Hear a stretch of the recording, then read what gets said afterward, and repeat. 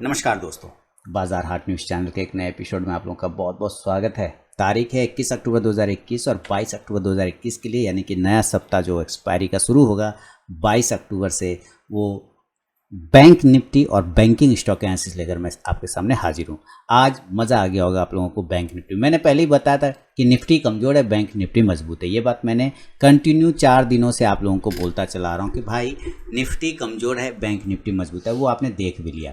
तो अब आज इसने नया हाई लगाया, नया ATH को पार किया। ATH that means all time high, ठीक है।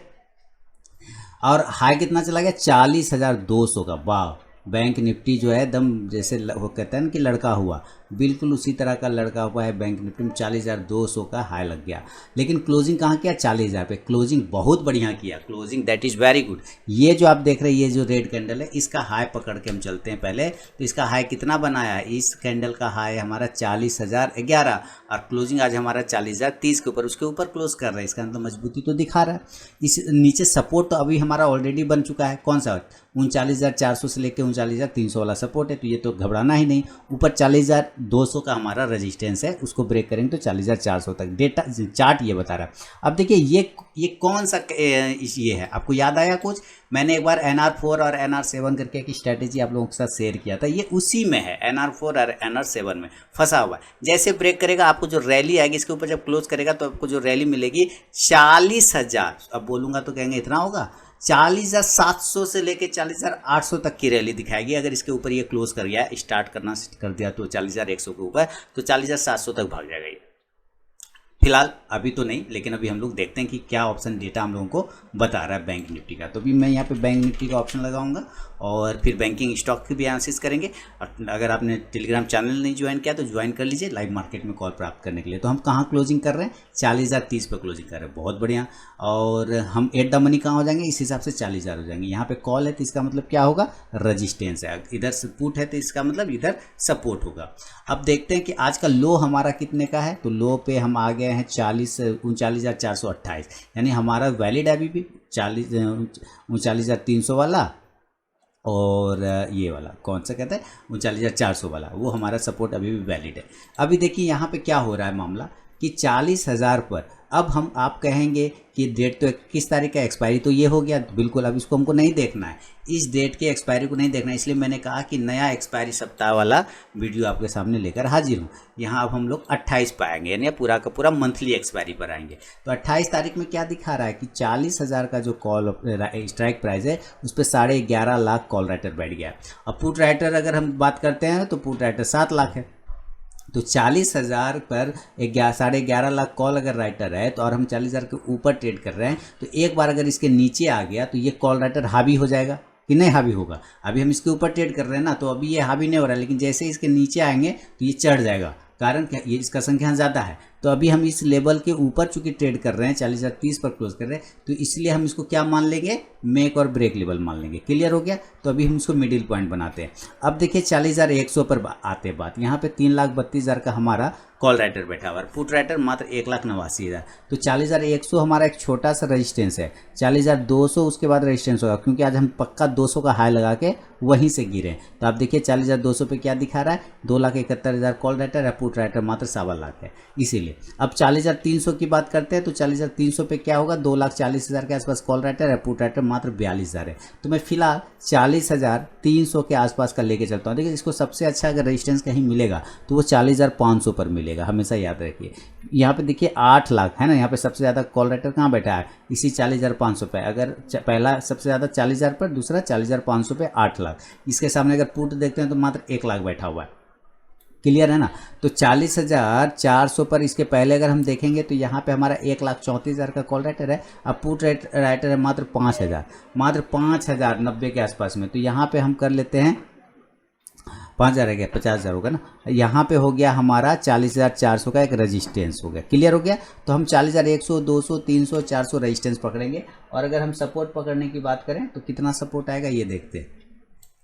तो अब यहाँ पे हम लोग सपोर्ट ढूंढने की बात करेंगे दोस्तों। तो सपोर्ट कहाँ पर है? रेजिस्टेंस तो मिल गया हमें। 39,900 को पहले पकड़ते हैं। तो ये क्या बता रहा है कितना का कॉल और पुट है? तो यहाँ पे 1,69,000 हमारा पुट राइटर बैठा हुआ है। और इधर कॉल राइटर 1,67,000। तो ये दोनों मुकाबला बराबरी का है। तो इसका मतलब क्या है कि 39,900 और 40,000 ये हमारा मेक और ब्रेक लेवल दो गो बन गए। क्लियर हो गया ना, क्योंकि बिल्कुल नियर पर है ना, दोनों का आसपास है, 1,69,000 और 1,67,000, तो पास में है। तो ये हमारा कोई काम का भी नहीं होगा, बल्कि मेक और ब्रेक होगा, बीच का सेंटर पॉइंट होगा। 39,800 पे देखते हैं तो यहाँ 1,74,000 हमारा कॉल पुट राइटर है। कॉल राइटर भी देखते हैं तो आप देख लीजिए कि मामला क्या चल रहा है। 1,61,000 का, माने इतना नियर में टक्कर हो रहा है दोनों में। कॉल भी हार नहीं मान रहा है और पुट वाले भी हार नहीं मान रहे हैं। वो कह रहे हैं कि भाई मैं नीचे नहीं आने दूंगा, वो कहता है मैं ऊपर नहीं जाने दूंगा। ये प्रॉब्लम है। यानी 39,800 पे रस्सा कस्सी है, 1,61,000 और 1,74,000। यहाँ पे थोड़ा सा 10,000 के आसपास का डिफरेंस आ रहा है, 10,000 13,000 का डिफरेंस आ रहा है। और यहाँ पर देखना है तो मात्र 2,000 का डिफरेंस आ रहा है। तो हम एक 39,800 को सपोर्ट पकड़ के चल सकते हैं। क्या 39,800 को, पहला वाला ज़्यादा मजबूत सपोर्ट नहीं है, लेकिन चूंकि 40,000 के ऊपर ट्रेड कर रहा है इसलिए हम 39,800 को पकड़ सकते हैं। दो थोड़ा सा डिफरेंस यहाँ पे ज़्यादा है। 39,700 का मुकाबला पे देखें तो 2,65,000 हमारा पुट राइटर है। Call writer 2,22,000। यहाँ पे भी मुकाबला देखिए 40,000 का डिफरेंस आ रहा है। माने बहुत ही कम डिफरेंस, बहुत ही कम अंतर है। यानी यहाँ पे भी हेडेक है इसको, ऐसा नहीं है, बस वो शॉर्ट कवरिंग और पीसीआर वैल्यू की वजह से आज भागा है ये। और साथ ही सारे सरकारी बैंक जो है बैंक निफ्टी को बूस्ट करा दिया। सरकारी बैंक को आप देखेंगे तो काफ़ी ज़्यादा मूवमेंट है, पीएसयू बैंक में तेज़ी आई हुई है। 39,600 पर अगर आप देखते हैं तो यहाँ पे 1,81,000 हमारा पुट कॉल राइटर है। पुट राइटर अब यहाँ पे मुकाबला थोड़ा सा बड़ा है, हल्का सा ठीक हुआ है 39,600। इसका सबसे बढ़िया जो सपोर्ट है वो है 39,300 और 39,400। लेकिन हम कहाँ तक लेके चलेंगे, हम 39,500 तक लेके चलेंगे, क्योंकि यहाँ पे सबसे ज़्यादा हमारा पुट राइटर है 7,89,000 और यहाँ पे पुट राइटर देखते हैं तो 5,36,000। तो मैं अभी 39,500 तक ही इसको सपोर्ट मान के चलूँगा कि हम यहाँ तक पे आके रुक सकते हैं। एक बार यहाँ पे ब्रेक हमें लग सकता है, अगर हम गिरते हैं तो 39,500 तक हम आके रुकेंगे, क्योंकि यहाँ पे और के जगह पे और स्ट्राइक प्राइस की जगह पे सबसे ज़्यादा यहाँ पे बैठा है। बाकी 39,300 और 400 तो हमारा है ही, वो तो हमारा एकदम ब्लाइंड बाय जोन हो जाएगा। 39,300 से 39,200 जो है हमारा एकदम बहुत ही तगड़ा सपोर्ट है। मैं आपको अगर दिखाने की कोशिश करूं तो चलिए मैं आपको दिखाता हूं 39,300 और 400 पे क्या मुकाबला चल रहा है। देखिए 39,400 की बात करते हैं। यहाँ पे क्या है, 1,27,000 का हमारा कॉल पुट राइटर है और कॉल राइटर देखिए 1,05,000 है, मात्र 1,05,000। और यहाँ पे 39,300 पे अगर हम मुकाबला देखते हैं तो यहाँ पे हम देख रहे हैं 1,69,000, इधर देखिए मात्र 29,000 है। तो 39,300 तो हमारा सबसे तगड़ा सपोर्ट है, यहाँ पे तो एकदम कंप्लीट बाय बनेगा। तो हम फिलहाल जो अभी पकड़ के चल रहे हैं, कहाँ पे पकड़ के चल रहे हैं, 39,500 पर। तो चलिए अब चार्ट पे डेटा नोट कर लेते हैं और लेवल निकालने की कोशिश करते हैं। और ये आ गया आपके सामने में बैंक निफ्टी का चार्ट। तो चलिए अब अगर हम बाय करने की कल जाते हैं बात, या देखिए आज 512 पॉइंट की रैली आई है, 40,030 के ऊपर हम क्लोज कर रहे हैं। हमारा नियर रेजिस्टेंस 40,100 के आसपास में है, ये भी आपको दिख रहा है। तो अगर आप एग्रेसिव ट्रेडर हैं, अगर if you are aggressive trader then आप 40,050 के ऊपर 40,050 के ऊपर आप बाय कर लिए, 40,050 के ऊपर 40,075 के ऊपर आप बाय कर सकते हैं। अगर आप सेफ ट्रेडर हैं तो 40,100 के ऊपर बाय करेंगे, ठीक है। और यहाँ पर अगर बाय करते हैं तो आपका टारगेट 40,200 का होगा। याद रखिएगा पहला टारगेट यही है, चाहे आप गुस्सा आइए चाहे नाराज़ होइए, कोई दिक्कत वाली बात नहीं, पहला टारगेट यही है। अब अगर ये 40,200 के आसपास में 15-20 मिनट अगर टिक गया, 15-20 मिनट इसी प्राइस के आसपास में टिक गया, तो समझिए फिर ये एक बड़ा ब्रेकआउट करके ऊपर जाएगा। तब इस कंडीशन में टारगेट 40,300 से 40,400 का होगा। अदरवाइज ये 200 से ही टकरा के नीचे गिर जाएगा, जैसे कि आज गिरा है, ठीक है। बात समझ में आ गई। कब होगा 40,300 और 400 का टारगेट, जब 200 के पास ही वो अपने आप को होल्ड कर लेगा, रोक लेगा, सस्टेन कर लेगा, तब। तो ये हो गया हमारे बाय साइड में। तो इंडेक्स को बाय किया ना, तो आप यहाँ पे कॉल को बाय करना चाहेंगे तो आप कॉल ऑप्शन को भी बाय कर सकते हैं। कौन सा कॉल ऑप्शन बाय करेंगे, 40,100 के स्ट्राइक प्राइस का बाय कर सकते हैं। इंडेक्स ऊपर तो ये कॉल ऑप्शन भी ऊपर जाके प्रॉफिट देगा। अगर आपका सेलिंग का मूड हो जाए कि भाई इतना ऊपर चला गया, गिरेगा कब, अगर सेल करना चाहें तो ज़रूर सेल कर लीजिए, कोई दिक्कत वाली बात नहीं। 40,000 के नीचे ही सेल होगा। कितने के नीचे, 40,000 के नीचे, यही सेलिंग पॉइंट है। आप 39,975 के नीचे भी कर लीजिए, कोई डांटेगा नहीं। 950 के नीचे भी कर लीजिए, कोई नहीं डांटेगा। टारगेट इस कंडीशन में 39,900 का होगा पहला, दूसरा 39,800 का, बहुत ज़्यादा हुआ तो 39,700 तक आने की कोशिश करेगा। देखिए याद रखिए ये 700 और 800 जो है ना हमारा एक सपोर्ट एरिया, लेकिन उतना मजबूत नहीं है। अगर ये आता है नीचे तो इसको तोड़ सकता है, क्योंकि यहाँ पे पुट राइटर कॉल राइटर में ज़्यादा का डिफरेंस नहीं है। इसलिए मेरा फाइनल टारगेट अगर इसमें होगा तो वो होगा 39,500, कितना 39,500। सेलिंग में ज़्यादा टारगेट है, बड़ा टारगेट है। इस हिसाब से अभी आपको यहाँ से क्या कर सकते हैं, पुट ऑप्शन को बाय करेंगे। कितने का, तो आप 40,000 का एट द मनी का भी ले सकते हैं, कहीं कोई दिक्कत वाली बात नहीं। इसके नीचे वाला भी ले सकते हैं, 39,900 का भी ले सकते हैं। पुट ऑप्शन को स्ट्राइक प्राइस को बाय कर सकते हैं, इंडेक्स नीचे, तो ये पुट ऑप्शन ऊपर जाके प्रॉफिट देगा। इनकेस अगर ये इस तरह से नहीं होता है और ये गैप अप खुल जाता है और गैप डाउन खुलता है तो और अच्छी बात है, गैप अप खुल जाओ भाई, बहुत बढ़िया। तो हमारा एरिया 200 पॉइंट का अगर हम डिफरेंस लेके चलते हैं तो 40,200, बैंक निफ्टी है 40,000 का इंडेक्स है, तो 200 पॉइंट गैप अप होना इसके लिए कोई बड़ी बात नहीं है, तो वो हमारे लिए उतना मायने नहीं रखता। आज देखिए 512 पॉइंट गया तो मात्र 1% ऊपर है, 1.25% है ना। गैप अप अगर खुले तो कम से कम 40,400 के पास खुले तो मज़ा है, 40,500 के पास खुले तो इसको कहते हैं गैप अप, है ना। वो उतना पॉइंट को गैप अप नहीं बोलेंगे, क्लियर ना। तो अगर इसके आसपास खुलता है तो ज़्यादा अच्छी बात है, 40,400 40,500 ये सब के आसपास खुलता है तो बिल्कुल आपको एक सेलिंग के लेवल देखने को बनेंगे, सेलिंग के लेवल देखने को मिलेंगे। नीचे की साइड में जो टारगेट आएगा वो 40,300, 40,200 जो आज का हमारा हाई प्राइस है, 40,100, और बहुत अच्छा रहा तो 40,000 तक भी आपको ऊपर से नीचे दिख सकता है। 40,000 तक याद रखिए, 40,000 जो है ये ऊपर से नीचे आने के क्रम में ये एक सपोर्ट का काम करेगा। लेकिन फिलहाल आपको यहाँ पे पुट ऑप्शन को बाय करना है, और कितना का स्ट्राइक प्राइस, 40,300 के स्ट्राइक प्राइस को बाय कर सकते हैं, 40,400 के स्ट्राइक प्राइस को बाय करके चल सकते हैं। आप 40,200 का भी बाय कर सकते हैं, ये वाला सस्ता मिलेगा, ये दोनों महंगा मिलेगा। इंडेक्स नीचे आएगा तो ये पुट ऊपर जाके प्रॉफिट देगा। अगर ये ऊपर से नीचे आता है तो इस क्रम में आपके दो सपोर्ट एरिया बनेंगे, और वो सपोर्ट एरिया कौन सा होगा, पहला वाला सपोर्ट एरिया होगा 39,900 के आसपास का, और दूसरा 40,000 के आसपास का। ये हमारा सपोर्ट एरिया होगा। जब अगर ये गैप अप इस तरह से खुलता है और इसके आसपास में ये सपोर्ट पकड़ लेगा, ठीक है, ये वाला पॉइंट है ना, ये ऊपर का एरिया ये पॉइंट सपोर्ट पकड़ लेगा, क्योंकि यहाँ पे 40,000 है। तो यहाँ से फिर ये रिवर्ट करके ऊपर जा सकता है, इस एरिया से ऐसे रिवर्ट करके ऊपर जाने के चांस बना सकता है। इस बात को ध्यान रखिएगा, फिर वहाँ से बाइंग अप करके चल सकते हैं। तो गैप अप के सिनेरियो ये हो गया, कहाँ पे बाय सेल करना है ये आपको मैंने बता दिया। बाय कहाँ करना है, अगर इस कंडीशन से 40,000 से ये बाउंस करता है ऊपर, देन आप यहाँ पे भी बाय कर सकते हैं, कॉन्ट्रा ट्रेड बना सकते हैं 40,100 से लेके 40,200 के टारगेट के लिए। क्लियर है ना, चलिए बढ़िया। अब आगे चलते हैं, और अच्छा यहाँ पे भी आपको कॉल ऑप्शन लेना होगा ना, यहाँ पे आपको क्या करेंगे, आप कॉल ऑप्शन को बाय करेंगे और 40,000 का ही बाय कर लेंगे, तो कोई दिक्कत वाली बात नहीं है। इंडेक्स ऊपर जाएगा तो ये कॉल ऑप्शन भी ऊपर जाके प्रॉफिट देगा, याद रखना है इस चीज़ को। अब अगर ये गैप डाउन हो जाता है तब क्या करेंगे, गैप डाउन किस लेवल पे खुलेगा ये, इसको समझते हैं। देखिए मैं बैंकिंग स्टॉक की भी वीडियो इसी वीडियो में ऐड कर देता हूँ, आपको पता है ये बना देता हूँ, तो आप वीडियो पूरा देखेंगे तो आपको बैंकिंग स्टॉक्स भी मिल जाएगा। नीचे की साइड में 39,500 और 39,400 जो हमारा इंपॉर्टेंट सपोर्ट है, जैसा कि डेटा भी बता रहा था और हमारा आज का चार्ट भी वही बता रहा है, क्योंकि हम 39,400 से रिवर्ट कर गए। तो या तो हम 39,500 पे ओपन हो सकते हैं, या हम 39,400 के आसपास से ओपन हो सकते हैं गैप डाउन। अगर ये गैप डाउन हुआ तो इस कंडीशन में ये दोनों ही एरिया आपका बाय एरिया बनेगा, ठीक है। याद रखिए 39,300 वाला जो एरिया है ना, 39,300 वाला एरिया ये आपका परफेक्ट बाई जोन है, लेकिन वहाँ तक जाना नहीं चाहिए इसको, ये 500 से ही घूम जाएगा, 400 से 500 से ही ऊपर की साइड में घूम जाएगा। टारगेट 39,600, 39,600, 39,700, 700 और 39,800 तक का टारगेट आपको मिल सकता है। तो और बहुत हुआ तो ये 39,900 तक भी जा सकता है, कोई टेंशन वाली बात नहीं। देन आप यहाँ से भी आप कॉल ऑप्शन को बाय करना चाहें तो कोई दिक्कत नहीं है, 39,600 के कॉल ऑप्शन को आप बाय करके स्ट्राइक प्राइस को चल सकते हैं। इंडेक्स ऊपर तो ये कॉल ऑप्शन भी ऊपर जाके प्रॉफिट देगा।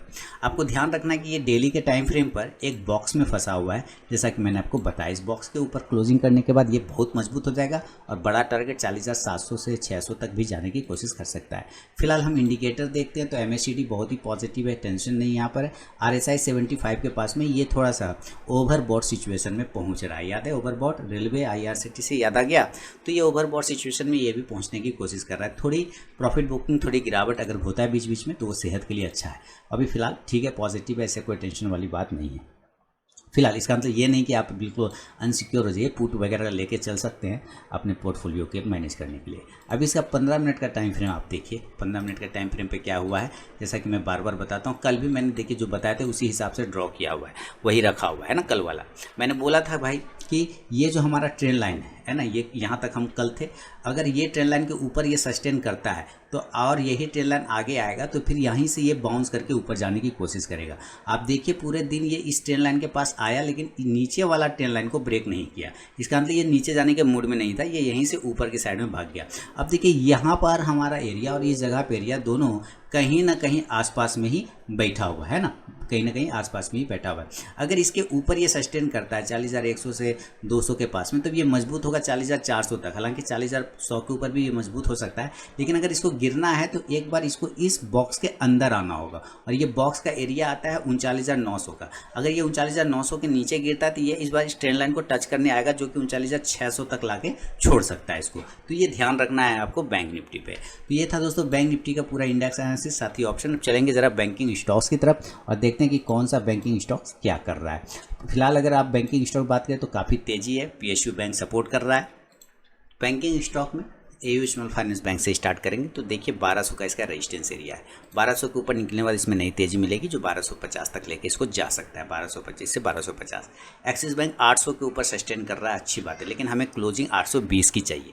जब तक ये 820 के ऊपर सस्टेन नहीं करेगा ये मजबूत नहीं रहेगा, अभी इसी तरह से ये ट्रेड करता रहेगा। बंधन बैंक थोड़ी गिरावट रही लेकिन कोई टेंशन नहीं, सपोर्ट जोन पर खड़ा है, 325 के ऊपर निकलेगा तो 330 से 35 का इंट्राडे टारगेट दिखाएगा। हीरो सब तो हमारा सरकारी बैंक, लोग कहते हैं सरकार काम नहीं करती, देखिए क्या काम किया, गजब, एकदम ब्रेकआउट पे ब्रेकआउट दे रहा है पीएसयू बैंक, मज़ा आ गया नहीं। और एसबीआई का भी देखेंगे तो 502, अच्छा एसबीआई में खास कुछ नहीं है।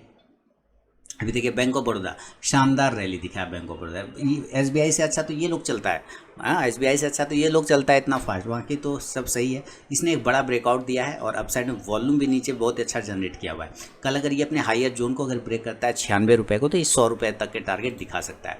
बैंक ऑफ इंडिया की बात करें तो ये भी धीरे धीरे देखिए कितना शानदार तरीके से ऊपर से नीचे आया था और फिर उसी प्राइस चैनल के साथ में मैंने आप लोगों को पहले ही बता दिया था कि इस एरिया से ही इसका रिटर्निंग होगा, यहाँ पर से ये रिटर्न कर सकता है क्योंकि इसका नीचे का काम कंप्लीट कर लिया था इसने। अब ये ऊपर जा रहा है तो ऊपर भी एक रजिस्टेंस है 63 रुपये के आसपास में, 63 के ऊपर अगर ये टिक गया, एक राउंडिंग बॉटम पैटर्न बनाते हुए ये ट्रेड करने की कोशिश कर रहा है तो फिर एक बड़ा ब्रेकआउट आप देखेंगे जो कि 70 तक लेके इसको जा सकता है बैंक ऑफ इंडिया को। केनरा बैंक 200 के टारगेट कंप्लीट हैं लेकिन हमें 205 के ऊपर निकलने के बाद नई तेजी मिलेगी 210 से 15 के लिए। फेडरल बैंक देखिए खबरों पे चल रहा है स्टॉक, कह रहे हो कि मोटा भाई सब जो है वो पोजीशन बना रहे, तो भाई बनाया तो बनाया, मैंने भी तो बनाया, कोई नहीं बोला है ना। तो खैर चलिए कोई बात नहीं। तो क्या दिक्कत है, हम लोगों ने तो कब से इसमें पोजीशन बना के रखे हैं, नीचे के भाव से बना के रखे हैं, तो दिक्कत क्या है, ऊपर में हम लोगों के लेने पे नहीं चलता है ना। यही बात है, बात यही कि अगर मैं कुछ खोजता हूँ, कुछ नई चीज़ों को निकालता हूँ और मैं अगर वो बताऊँगा कि इस तरह का, तो लोग नहीं मानेंगे, लेकिन वही बात कोई मोटा आदमी बोल देगा तो बात उसका मान लेंगे, क्यों, क्योंकि भाई समझ रहे हैं ना। तो ऐसे सब चीज़ें होती है, खैर कोई बात नहीं। चलिए आगे बढ़ते हैं। ये 97 के ऊपर सस्टेन करेगा तो 100 तक के टारगेट आपको दिखाने की कोशिश कर सकता है। HDFC बैंक की बात करें, देखिए HDFC बैंक 1700 के ऊपर जाने के बाद एक मूवमेंट करेगा, 1700 के जब तक नीचे रहेगा कोई पोजीशन नहीं बनाएगा, 1700 के ऊपर जाने के बाद 1725 से 1750 का नियर टर्म का टारगेट, बड़े टर्म का टारगेट 1800 रुपये के देखने को मिलेंगे। अभी देखिए ये शानदार तरीके से एक ब्रेकआउट तो हुआ है, ये देखिए क्या ब्रेकआउट हुआ है ना। और यहाँ दो बार इसने, एक बार तो नीचे से ऊपर, एक बार ऊपर से नीचे, ये दो बार ये इस तरह के ट्रेंड को इसने कंप्लीट किया हुआ है। तो मुझे लगता है ये अभी सस्टेन करेगा। हाँ 1640 के नीचे आने पे ये कमज़ोर हो जाएगा HDFC बैंक। जब तक 1700 के ऊपर, 1650 के ऊपर टिका है, टेंशन नहीं लेना है। ICICI बैंक आज तेजी रही लेकिन कल ब्रेकआउट कर सकता है, अगर ये 760 के ऊपर निकल गया तो मस्त बनेगा पोजीशन। 760 के बाद 765 से 70 तक के टारगेट ICICI बैंक भी दिखा सकता है आपको। ICICI बैंक के बाद IDFC फर्स्ट बैंक, ये बाय ऑन डिप करना है। देखिए बाय ऑन डिप करना है, पोर्टफोलियो स्टॉक है, शॉर्ट टर्म के लिए नहीं है, लॉन्ग टर्म के लिए है, इसलिए इसको बाय ऑन डिप करते रहिए, पैसा बनाते रहिए। लंबा व्यू रखिए, छोटा व्यू रख के क्या मैं, देखिए बड़ा है तो बेहतर है, अगर जितना आप बड़ा सोचेंगे उतना ज़्यादा अच्छा रहेगा। तो चलिए अभी ये बाय ऑन डिप के सिचुएशन में हमेशा है। अभी इंडियन बैंक शानदार, मुझे तो SBI से ज़्यादा अच्छा ये सब स्टॉक लगता है ना। इन सरकारी बैंक में मुझे ज़्यादा ये सब पसंद है, SBI के कई गुना ज़्यादा बढ़िया। उसका मूवमेंट देखिए, लोग का मूवमेंट देखिए, काफ़ी आपको आरामदायक मिलेगा इसका मूवमेंट। इसका हो गया and Indian bank, Canara bank है ना, पीएनबी, ये सब ज़्यादा अच्छा मूवमेंट करता है। खैर ऊपर 177-78 के ऊपर निकलेगा तो 180 से 85 के टारगेट इंडियन बैंक मिलेंगे। इंडसइंड बैंक होल्ड कर रहा है, ये नहीं चल रहा है, इसका मतलब कमजोरी है। इसका मतलब मार्केट चल गया, बैंक निफ्टी चल गया, ये नहीं चल रहा है, तो कहीं कुछ तो मामला फंस रहा है, तभी तो ये नहीं चल रहा है ना। तो कब चलेगा भाई, ये इसको चलना पड़ेगा ऊपर के साइड में। जब ये 1215 के ऊपर निकल जाएगा तो 1225 से 40 तक का एक छोटा टारगेट इंट्राडे में मिलेगा। मेरा टारगेट डन हुआ कि नहीं कोटक बैंक में, एक बार बोलिए तो। मैंने हमेशा बोला आपको 270 का मेरा फाइनल टारगेट होगा, इसको गुस्सा लग गया और देखिए ये 270 क्या, ये 2150 दे दिया। एक ही दिन में 2150 का टारगेट दे दिया कोटक बैंक ने, एक अच्छे वॉल्यूम के साथ। और मैंने यहीं पर शॉर्ट टर्म कॉल दिए हुए थे, ठीक इस जगह पे जब ये ब्रेकआउट हुआ था मैंने शॉर्ट टर्म कॉल दिया था 1980 के ऊपर, टारगेट 2060 रुपये का आसपास था 70 का, और वो हमारा काम कर गया 2150। अब क्या बनेगा इसमें, मस्त बन गया, हमारा काम तो हो गया। अब 2150 के ऊपर निकलेगा तो 2200 तक के टारगेट देंगे। अगर आप लोगों ने इसमें प्रॉफिट बनाया है तो आप लोग एकदम मुझे कमेंट सेक्शन में फीडबैक दीजिए, वरना जो है नाराज़गी हो जाएगी फिर।